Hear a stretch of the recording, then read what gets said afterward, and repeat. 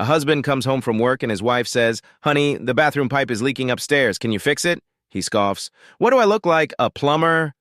A few days later, she says, "My car won't start. I think it needs a new battery. Can you change it?"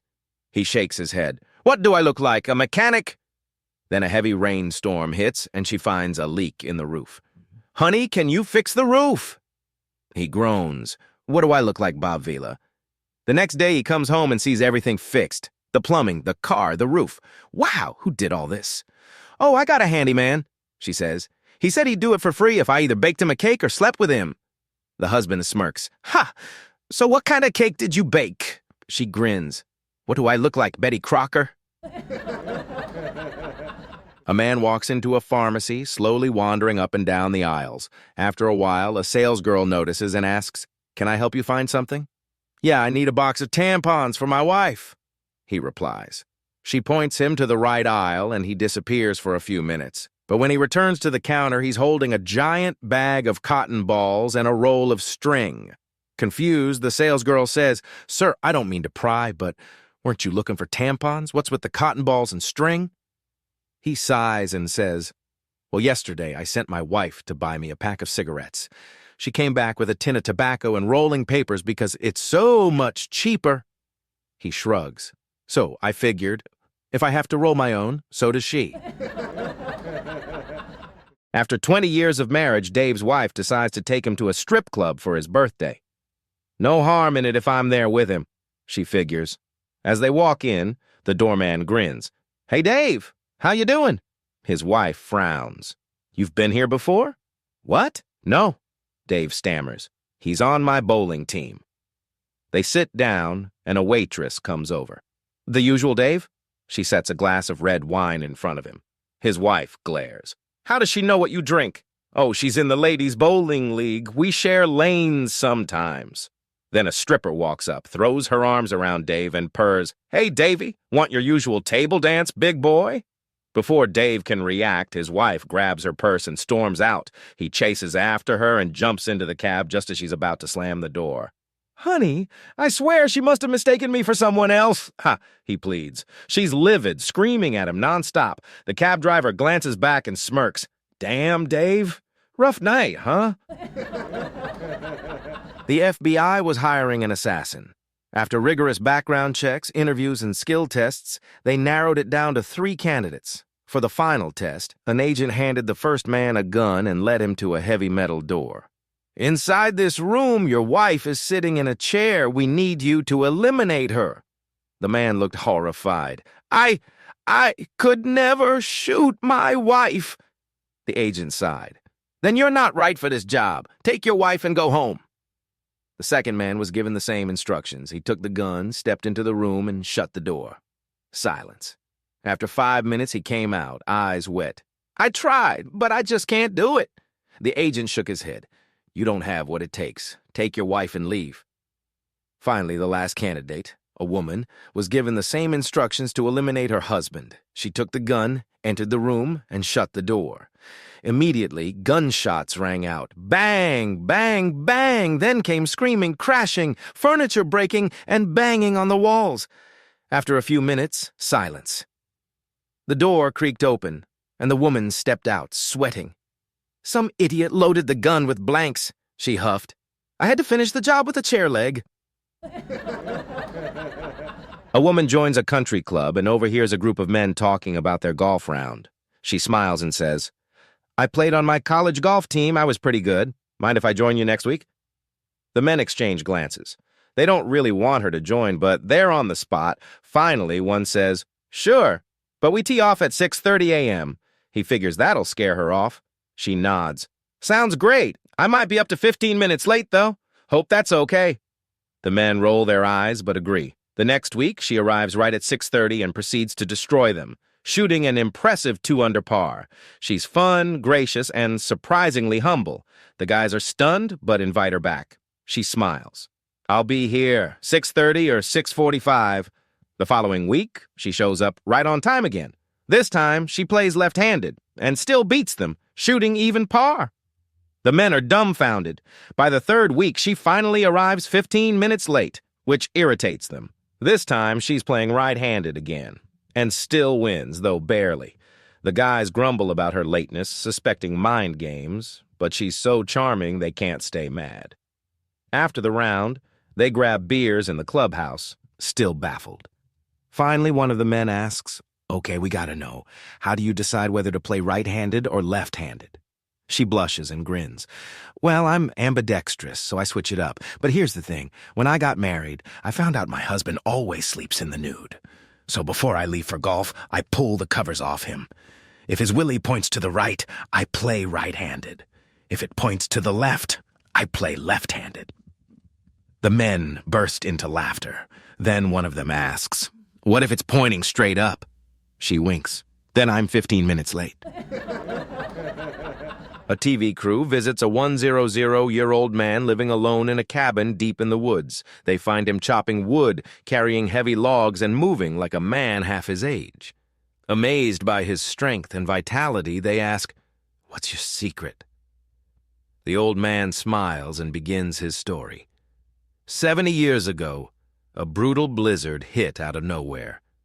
It had been a mild winter, just light snow, when suddenly fierce winds howled and the snow became blinding.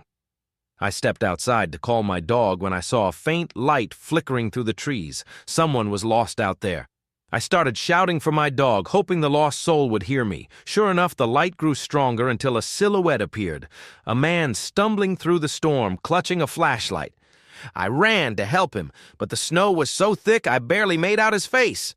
I dragged him inside, fighting to shut the door against the wind. He was freezing, shaken, but unharmed. I helped him out of his snow-covered coat and boots, then sat him by the fire. To calm his nerves, I poured us both a glass of whiskey and served him some hot stew. As he thawed out, he thanked me over and over, saying he thought he was done for, until he heard my voice calling my dog. That gave him just enough strength to push forward. After dinner, we decided to sleep, but I only had one bed. No problem, we figured.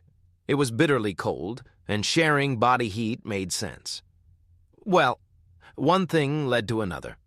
We started touching, then kissing, then making love. By morning, the storm had cleared. After breakfast, he put on his jacket, gathered his things, and said he had to go. His wife and 3 kids would be worried sick. Before leaving, he gave me the juiciest kiss on the cheek and walked out of my life forever. I never even got his name. The TV crew stares in stunned silence. Finally, one of them clears his throat and says, we meant, what's your secret to a long and healthy life?" The old man blinks. "Oh, that. Clean air, regular exercise, healthy food, no stress. You know, that kind of stuff." Sophie had just gotten married, and being a traditional Italian girl, she was still a virgin. On her wedding night, she and her husband Luca were staying at her mother's house. Feeling nervous, she confided in her mother. "Mama, I don't know what to do," her mother reassured her. "Don't worry, Sophie. Luca is a good man. Go upstairs. He'll take care of you." So up she went. As soon as they were alone, Luca took off his shirt, revealing a thick, hairy chest. Sophie gasped and ran back downstairs. Mama, Luca has a big, hairy chest." Her mother waved her off. "Ah, Sophie, all good men have hairy chests. Go back upstairs. He'll take good care of you." So up she went again. Next, Luca took off his pants, revealing his equally hairy legs. Sophie shrieked and bolted downstairs. Mama, Luca's got hairy legs." Her mother sighed. "Sophie, I told you, good men have hairy legs. Now go upstairs. He'll take good care of you." So up she went once more. Then Luca took off his socks, and Sophie saw that on his left foot he was missing 3 toes. Horrified, she sprinted back downstairs. Mama, Luca's got 1.5 feet. Her mother's eyes widened. She quickly handed Sophie a wooden spoon. "Stay here and stir the pasta. This is a job for Mama." 3 newlywed couples check into a hotel for their honeymoons. The front desk clerk, a bit of a joker, likes to make predictions about how their nights will go. The first couple checks in, and the clerk asks the bride about her job. "I'm a maid," she says. The clerk smirks. Maids are hot. This guy's in for a fun night. The second couple arrives, and the clerk asks the same question. The bride answers, "I'm a nurse." "Nurses are even sexier," the clerk thinks. "This guy's definitely getting lucky." Then the third couple checks in. "And what do you do?" he asks the bride. "I'm a high school teacher," she replies. The clerk scoffs. "Teachers are so strict. They'll probably just go straight to sleep." An hour later, the first groom comes down to eat.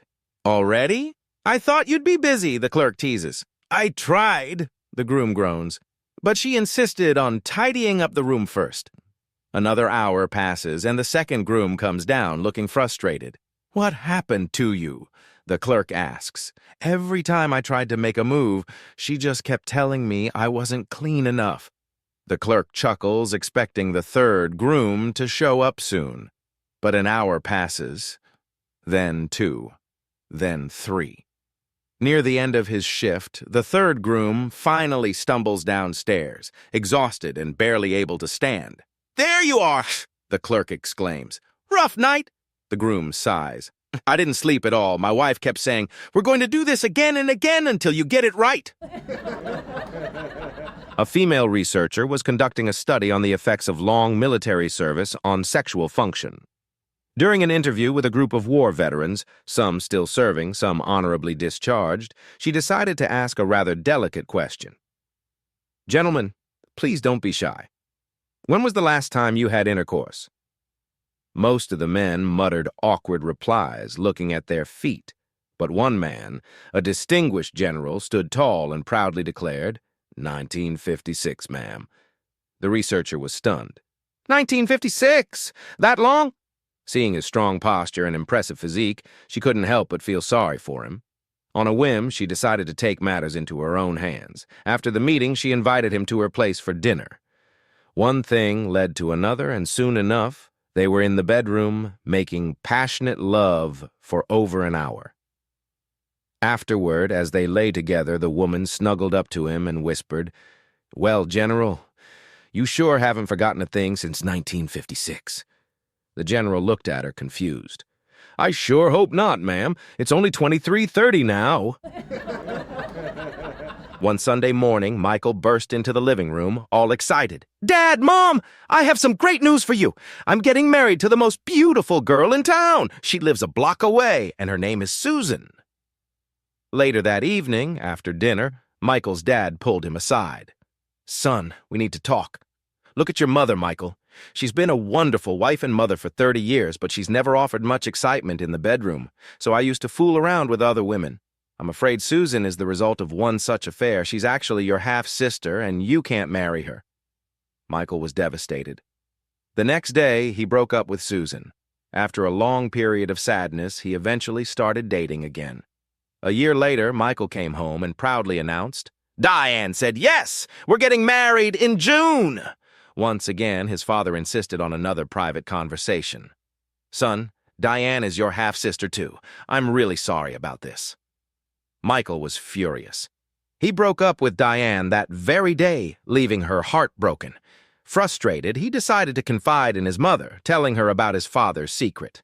"Mom, Dad's done so much harm. Every time I fall in love, he tells me the girl is my half-sister. I guess I'm never going to get married." His mother shook her head, smiled, and said, "What on earth are you listening to him for? He's not even your real father." A wife is having an affair with a young man, unbeknownst to her husband. The young man is incredible in bed. His stamina is boundless, and her husband, frankly, could never keep up. At first, their trysts happened only when the husband was at work, but eventually they grew bolder. They devised a clever solution, making a hole in her side of the bed so the young man could make passionate love to her from underneath while her husband was home. The arrangement worked well, except for one little problem. The wife couldn't keep quiet during their encounters. She was constantly moaning. The husband, lying next to her, was suspicious. When he asked what the sound was, she quickly claimed it was the air conditioner malfunctioning. This went on for a while, with the husband growing increasingly irritated by the constant noise. Finally, he demanded she fix the AC, telling her, "If it keeps making that noise, you need to smack it and quiet it down." Fed up with her refusal to deal with the broken AC, the husband decided to take matters into his own hands.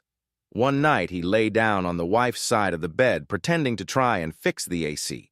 The wife agreed, worried the young man would notice the change and stay still for the night. In the middle of the night, the wife was awakened by strange sounds coming from her husband's side of the room. "Oh, oh, oh." Concerned, she asked, "Is everything all right?" Her husband, drenched in sweat, replied, "It's just this darn AC unit." A woman takes a lover home during the day while her husband is at work. Her 9-year-old son unexpectedly comes home, sees them, and hides in the bedroom closet to watch. Just then, the woman's husband arrives home early. She quickly hides her lover in the closet, without realizing her son is already inside. The little boy, seeing an opportunity, says, "It's dark in here." The man responds, "Yes, it is." The boy, "I have a baseball." The man, "That's nice." The boy, "Want to buy it?" The man, "No, thanks." The boy, "My dad's outside." The man, now more interested, says, "Okay, how much?" The boy replies, $150. The man, begrudgingly, Fine, just be quiet." A few weeks later, the husband arrives home early again. The lover, now used to hiding, dives into the closet just in time. He takes a deep breath, only to hear rustling behind him. The boy says, "It's dark in here." The man sighs, "Yes, it is." The boy, "I have a Wilson infielder's glove." The lover, exasperated, "How much?" The boy, $350. The man grumbles, "Highway robbery sold." A few days later, the father suggests, "Grab your glove, let's go outside and have a game of catch." The boy responds, "I can't. I sold my ball and my glove."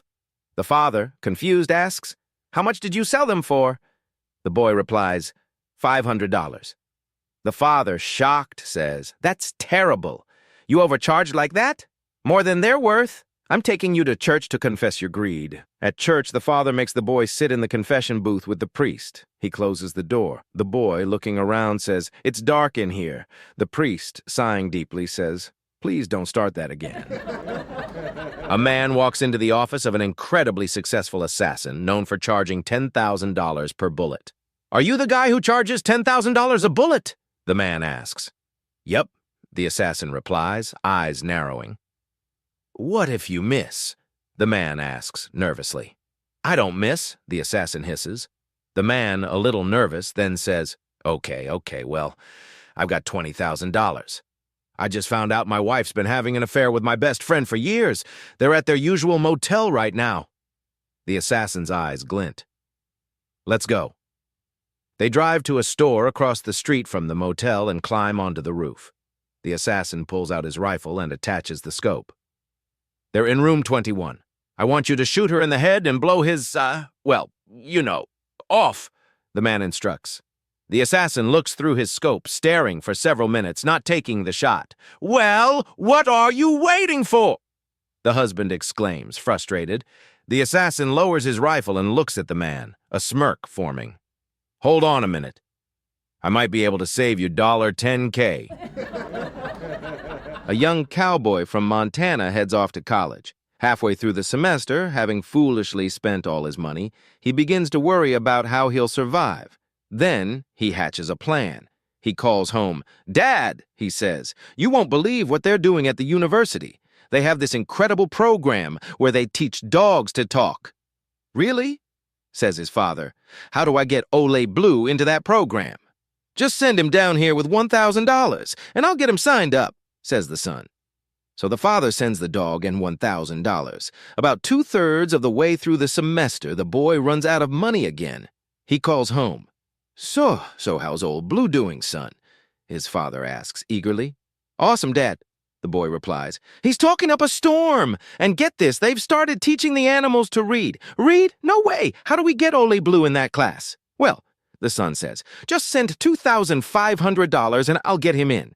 The father sends the money, but at the end of the year, the boy has a problem. His father is bound to find out that the dog can neither talk nor read. So he comes up with a plan. He finds Ole Blue a new home and gives him away to a loving family. When he gets home at the end of the year, his father is all excited. "Where's Ole Blue? I can't wait to hear him talk." The boy sighs. "Dad, I've got some bad news. Yesterday, just before we left to drive home, Ola Blue was in the living room, kicked back in the recliner, reading the Wall Street Journal like he always does. Then he turns to me and says, "So is your daddy still messing around with that little redhead down the street?" The father's face goes pale, then flushes red. He exclaims, "I hope you shot that lying dog before he told your mother." "I sure did, Dad. That's my boy." Wife, "Honey, I need to get a bra." The husband sighed and said, "Leave it alone. The ones you have are so small to have a bra." The wife playfully replied, "Oh, really? Well, yesterday when you picked out new underwear for yourself, did I say anything to you?" Roger, 88, married Jenny, a beautiful 45-year-old woman. Concerned about her new husband's age, Jenny decided they should sleep in separate bedrooms after the wedding, fearing that Roger might overexert himself if they spent the whole night together. After the wedding festivities, Jenny prepared herself for bed, expecting a knock on the door. Sure enough, the knock came. The door opened, and there was Roger, her 88-year-old groom, ready for action.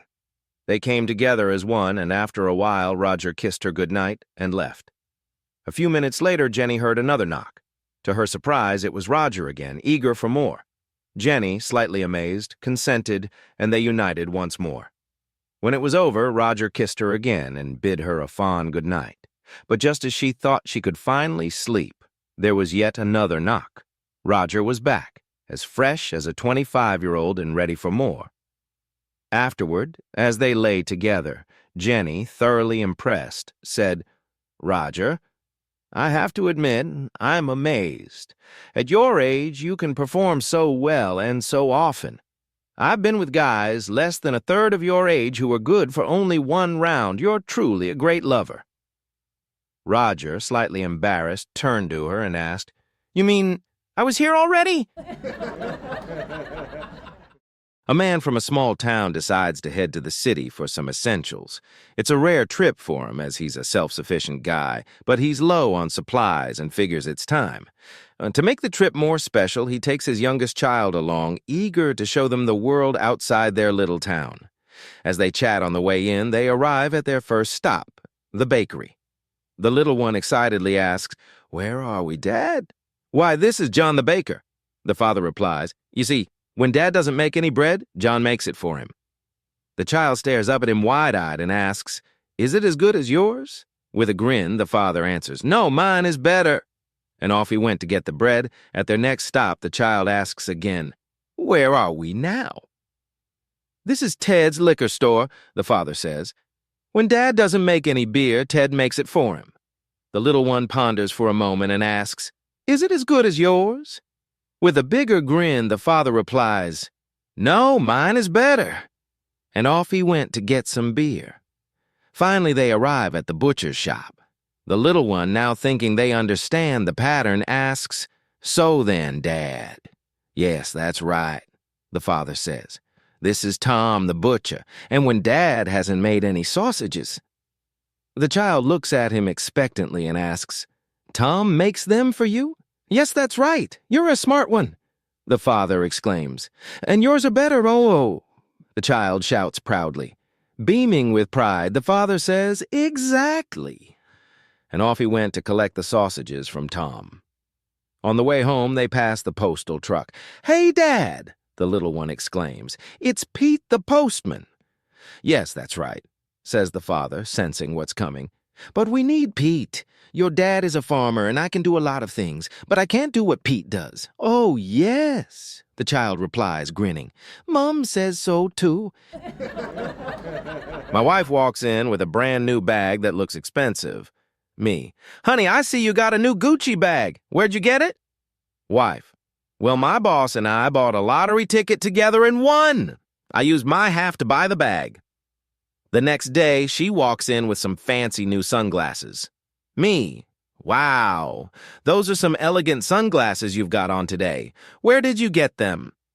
Wife, "My boss and I spent some of our leftover winnings on another ticket and won again. I treated myself to these with my half."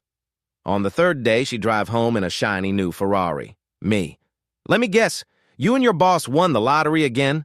Wife, "Yes, Isn't our luck unbelievable right now? All this winning has really wiped me out mentally. Could you do me a huge favor and fill the bath for me so I can relax? Me. Anything for you, dear. She walks into the bathroom only to find the bathtub filled with just an inch or two of water. Wife. Honey, how is this going to work? You need to fill it with more water than this. Me. Well, we wouldn't want to get your lottery ticket wet now, would we?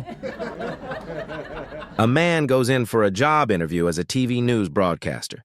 The interview goes well, except for one problem. He keeps winking at the camera. The interviewer says, "You have a lot of the qualities we're looking for, but the fact that you keep winking is a real issue. We can't hire you unless you get it under control." "Oh, that's no problem," says the man.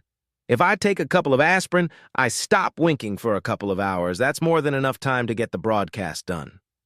"All right, show me," says the interviewer. The man reaches into his pocket. First, he pulls out loads of condoms of all shapes, sizes, and colors, but no aspirin. He digs into his other pocket and again pulls out an embarrassing amount of condoms. Finally, he finds the aspirin, takes it, and the second take goes off without a hitch. The interviewer is impressed. "That's amazing. I'd hire you on the spot, except we don't typically hire womanizers. We've had too many sexual harassment suits." "Excuse me," the man protests. "I'm happily married. I'm not a womanizer." "Then how do you explain all the condoms?" the interviewer asks. The man sighs. "Have you ever tried going into a pharmacy, asking for aspirin, and winking the whole time?"